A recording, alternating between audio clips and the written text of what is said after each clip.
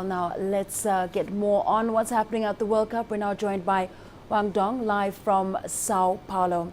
Wang, Africa, as we said, our dashed hopes, really, it's our hopes dashed rather. It's the end of Africa's World Cup dreams. Tell us, what do you think about Nigeria and Algeria's performance last night in Brazil? Well, I would say that they did very well, even though the result might not be that satisfactory.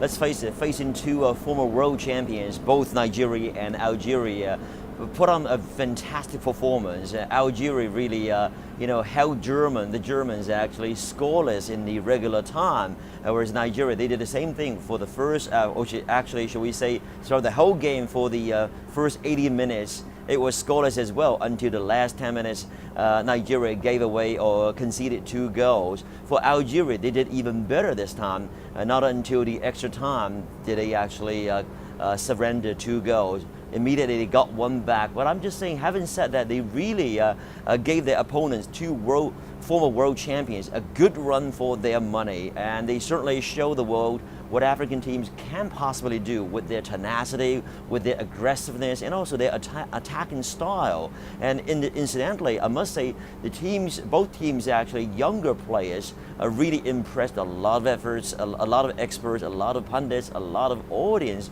with their energy, their ambition down the line. It's certainly their future looks very bright to me. As you said there, Wang, both those teams gave their opponents the run for their money, and not everyone is necessarily disappointed. Some even praised Nigeria and Algeria for coming this far.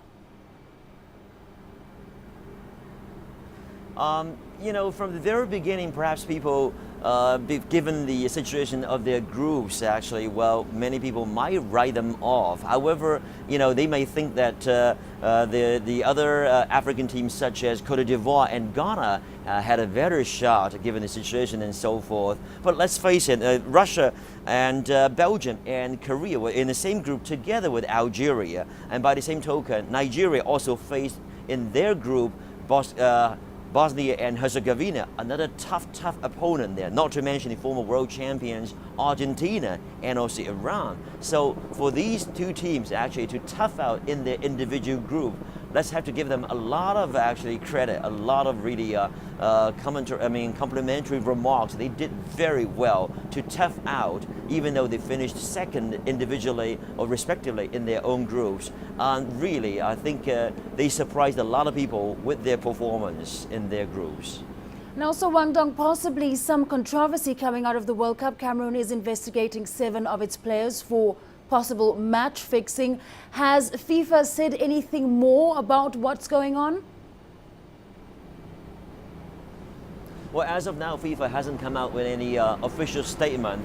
They haven't decided whether they will look into these allegations officially yet. On the other hand, FIFA did mention that actually to safeguard the integrity of the game is their top priority for the international body of football. And also they mentioned that they are taking these allegations very, very seriously. And we shall see how FIFA will actually take care of this matter, and I shall see how the allegations will unfold down the line. Back to you. All right, thanks very much, Wang there live in Sao Paulo, giving us more details on events at the 2014 World Cup.